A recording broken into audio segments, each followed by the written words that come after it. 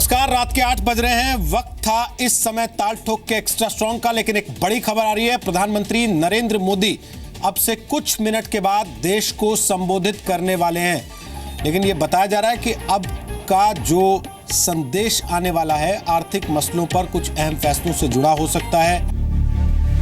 मैं नोटबंदी बोल रहा हूं, एक आर्थिक फैसला जिसका नतीजा भविष्य में दिखेगा। अर्थव्यवस्था का भविष्य बनेगा या बिगड़ेगा, इस पर बटे हुए जनमत के बीच खुद को परिभाषित करते हुए मैं हर पल 125 करोड़ लोगों की सांसों से जी रहा हूं। देश को भ्रष्टाचार और काले धन रूपी दिमक से मुक्त कराने के लिए एक और सख्त कदम उठाना जरूरी हो गया है। बहुत कम मौके आए हैं जब अर्थनीति ने राजनीति के मुद्दे बदले हैं। मैं नोटबंदी भी वैसा ही एक फैसला हूं। 50 दिन का टाइम मांग रहे हैं, वो तो हम कह रहे हैं 100 दिन में उनके साथ है। तो अगर हम थोड़ा बहुत सेक्रीफाइस कर भी लेते हैं तो ये हमारे लिए अच्छा है। और रोडीज के शो के लिए 4-4, 5-5 घंटे लाइन में खड़े रहते थे, तो यहाँ तो सिर्फ 50 दिन के लिए मोदी जी ने कहा है। हम पीएम मोदी के साथ हैं और हमेशा रहेंगे। सबसे पहले तो मैं प्रधानमंत्री जी को और उनकी सरकार को इस ऐतिहासिक और साहसिक कदम के लिए सैल्यूट करता हूँ। नुकसान तो यही है कि मतलब यहाँ घर से भी थोड़ा बहुत काम करके आओ, फिर यहाँ ऑफिस आओ, फिर ऑफिस के वर्क के लिए भी यहाँ के लाइन में खड़े रहो, तो दिक्कत तो होती है। पहले अच्छा चल रहा था, अभी कम हो गया है। पहला पेपर अच्छा चल रहा था, अभी कम हो गया। तो नोटबाजी से 500 का नोट बंद हो गया, 1500, तो पब्लिक के पास पैसा नहीं है, छुट्टे का प्रॉब्लम हो गया। स्टूडेंट हूँ तो मैं अपनी पढ़ाई छोड़ के लाइनों में जाती हूँ, सुबह लगती हूँ, फिर भी कई बार तो ऐसा होता है कैश मिलते ही नहीं है। मैं 2-3 बार आ चुकी हूँ पैसे निकालने और जमा करने, यहाँ पे मुझे सब कंफर्टेबल लगता है।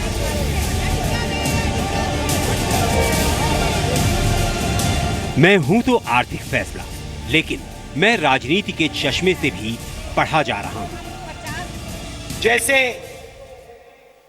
अंग्रेजी में कहते हैं मैन मेड डिजास्टर, इसी प्रकार से डिमोनेटाइजेशन मोदी मेड डिजास्टर। नोटबंदी का वही हाल घटने वाला नरेंद्र मोदी का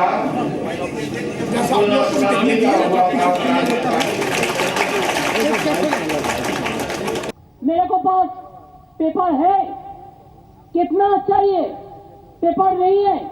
बिहार में देखो सारे पेपर, एक नोटबंदी का बाद जमीन खरीदा, और देखो प्रेसिडेंट का नाम पे भी है, राष्ट्रीय उद्योग बीजेपी पार्टी ऑफिस का नाम पे है, 11 करोड़ ये सब जमीन खरीद लिया नोटबंदी का टाइम में। नरेंद्र मोदी की सरकार ने अपने 2.5 वर्षों के शासनकाल में अपना सारा बंदोबस्त करके अपने लगभग 50-60 या मैं तो कह सकती 100 वर्षों की पॉलिटिक्स करने के लिए बाहर विदेशों में अपना उन्होंने प्रबंध कर लिया। केवल भारतीय जनता पार्टी का चुनाव देख रही है, देश को नहीं देख रहे। हमारी मांग है कि जो घोषणा की गई है उसको थोड़े दिन के लिए वापस ले लिया। मैं वो फैसला हूं जिसकी कामयाबी पर इतिहास में दर्ज हो जाऊंगा, और कोई चूक रह गई तो इतिहास मुझे माफ नहीं करेगा। मैं अभी पूरा नहीं हुआ हूं, मैं अभी प्रक्रिया के दौर से गुजर रहा हूं, मैं अभी इम्तिहान दे रहा हूं। भाई बहनों, 50 दिन मेरी मदद करें, देश 50 दिन मेरी मदद करे। जोर से तालियों के साथ मेरी इस बात को स्वीकार कीजिए। मैं अब सच्चाई हूं, तो मैं उनकी हकीकत भी हूं जो खुद को सिस्टम से ऊपर समझते हैं। मैं देख रहा हूं कि पुराने नोटों के साथ नए नोटों की पकड़ी गई खेपों में बेईमानी की बैक्टीरिया कैसे चिपके हुए हैं। मैं देख रहा हूं कि नए पुराने नोटों के साथ पकड़े गए लोगों के छुपे हुए चेहरों में बेईमानी की निर्लज्जता छिपे होने का आरोप कितना गहरा चस्पा हुआ है। तो राज क्या है गद्दारी की गुलाबी डायरी का? इस डायरी में अर्थव्यवस्था को साफ सुथरा बनाने के प्रयास को नाकाम करने वाली बेईमानी की शिकायतें दर्ज हैं। ये वो मामले हैं जो बीते दिनों में बरामद करेंसी नोटों के तौर पर सामने आए हैं और रोज रोज नए मामले भी उजागर हो रहे हैं। मैं भारत की अर्थव्यवस्था की तस्वीर बदलने वाला फैसला हो सकता हूं। मैं अर्थव्यवस्था के लेन देन का डिजिटल युग वाला प्रवर्तक हो सकता हूं। सरकार के शब्दों में बात करें तो मैं डिजिधन को देश में लाने वाला क्रांतिकारी कदम हूं। रिक्शा में जाने के लिए या दफ्तर से आने के लिए, पढ़ने लिखने के लिए या सेल्फ रिस्पेक्ट से जीने के लिए, कपड़े खरीदने के लिए या फसल बेचने के लिए, बिजली के बिल के लिए या भिंडी पनीर के लिए, कोई भी भुगतान बिना नकद के करना बिल्कुल मुमकिन है इन 5 तरीकों से। स्मार्टफोन में या तो यूपीआई ऐप डाउनलोड करो या रख लो ई-वॉलेट। बिना इंटरनेट वाला साधारण फोन हो तो डायल करो *99#। कुछ नहीं तो डेबिट कार्ड जेब में रख लो यार, या तो आधार कार्ड से भी कर लो तुरंत भुगतान। इतना करते ही बन जाएगा आपका मोबाइल या कार्ड, आपका बैंक भी, बटुआ भी। मेरे प्यारे देशवासियों, आज से ही संकल्प लीजिए कि आप स्वयं कैशलेस सोसाइटी के लिए खुद एक हिस्सा बनेंगे। देश को भ्रष्टाचार मुक्त करने का अभियान, लोगों को कठिनाइयों समस्याओं से मुक्त करने का अभियान, इसका नेतृत्व करना है आपको। मैं नोटबंदी याद रखा जाऊंगा। मुझको जितना समझोगे उतना होने की नींव रख चुका हूं। मुझे तो बस पसरने दीजिए और फैलने दीजिए और प्रकट होने दीजिए।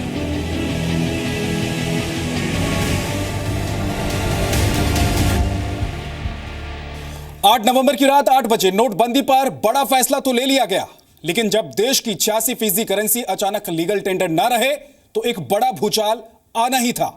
सरकार के सामने चुनौती यह थी कि फैसले की गोपनीयता के मद्देनजर वो पहले से ना तो इसके असर को कम करने वाला कोई बड़ा कदम उठा सकती थी और फैसले के लक्ष्य के मद्दे फैसले की घोषणा और उसे लागू करने में पहले से कोई वक्त नहीं दे सकती थी। हां, सरकार नोटबंदी को लेकर कुछ जरूरी सहूलियतें देती रही। वर्तमान में जारी 500 रुपए और 1000 रुपए के करेंसी नोट लीगल टेंडर नहीं रहेंगे। खुद प्रधानमंत्री मोदी कई बार कह चुके हैं, मैं नोटबंदी का फैसला एक कठिन फैसला हूं। मैंने अचानक भारत की अर्थव्यवस्था को एक नई कसौटी पर कसने के लिए सामने ला खड़ा किया है। जरूरी था कि ये फैसला लागू हो तो कुछ जरूरी जगहों पर कुछ वक्त के लिए 500 और 1000 रुपए के पुराने करेंसी नोटों को चालू रखा जाए। 8 नवंबर के बाद आरबीआई ने कई बार नोटबंदी पर गाइडलाइंस में बदलाव किए। नोटों को डिपॉजिट करने और पुराने करेंसी को बदलने को लेकर बैंक और एटीएम से रुपए के निकालने तक कई बार नियम बने और बदले। आर्थिक मामलों के सचिव शशिकांत दास सरकार के फैसलों को समझाने के लिए मीडिया के सामने आते रहे। Government would resort, the branches of banks would take resort to use of indelible ink marks for disbursement of cash across counters, that is over the counter exchange of cash of old 500 rupee notes and 1000 rupee notes for new notes. मैं नोटबंदी, RBI और वित्त मंत्रालय के नए guidelines के जरिए परखा जाने लगा। सरकार के सामने चुनौती ये रही कि कैसे मैं हर दिन बीतता जाऊं। लेकिन अचानक आ पड़े करेंसी के टोटे पर लोगों का सब्र न टूटे। सरकार संसद से लेकर सड़क तक भरोसा देती रही कि नई करेंसी की छपाई बहुत तेजी से हो रही है।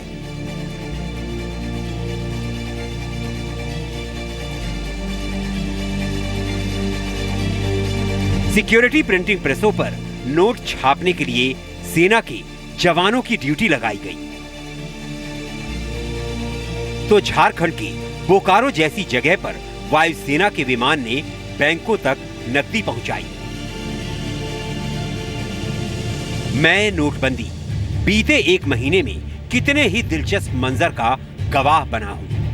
रोज लोगों की रचनात्मकता के बीच खुद को खड़ा पाता हूं।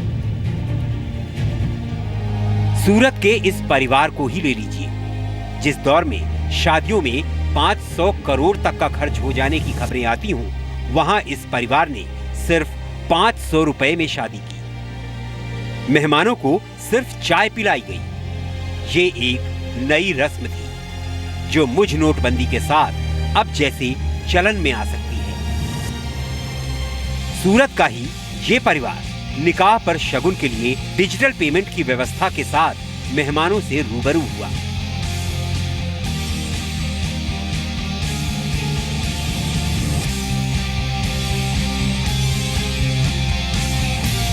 जो भी शादी में जो चढ़ा हुआ जो आने वाला है वो एटीएम कार्ड से आने वाला है और कैश से आने वाला है, बाकी कुछ नहीं। सपोर्ट करते हैं, लेकिन जो किया है वो अच्छा किया है। मोदी जी ने जो 500 और 1000 की नोट बंद कर दी है, उसके लिए कैशलेस का उपयोग ज़्यादा करें, और जो मेरी शादी है वो कैशलेस के द्वारा ज़्यादा अच्छी हुई है। एटीएम और कैश का उपयोग ज़्यादा करें। मैं नोटबंदी वाकई एक ऐसा फैसला हूं जिस पर अगर भारत धीरज न रखता तो कोई भी अनहोनी हो सकती थी। मैं अभी भी लोगों के धीरज का तलबगार हूं। मैं नोटबंदी शुक्रगुजार हूं उन लोगों का जो अर्थव्यवस्था के इस लिटमस टेस्ट में मानवता को नहीं भूले हैं। हालात को सामान्य बनाने के लिए खुद से एक पहल लेकर आगे आए हैं। अब महाराष्ट्र के अकोला में हाईवे पर बने इस मराठा रेस्टोरेंट के ऐलान को ही पढ़िए। इस रेस्टोरेंट ने बोर्ड लगा दिया कि हाईवे से गुजरने वाले लोग पैसों की चिंता छोड़कर मुफ्त में खाना खा सकते हैं।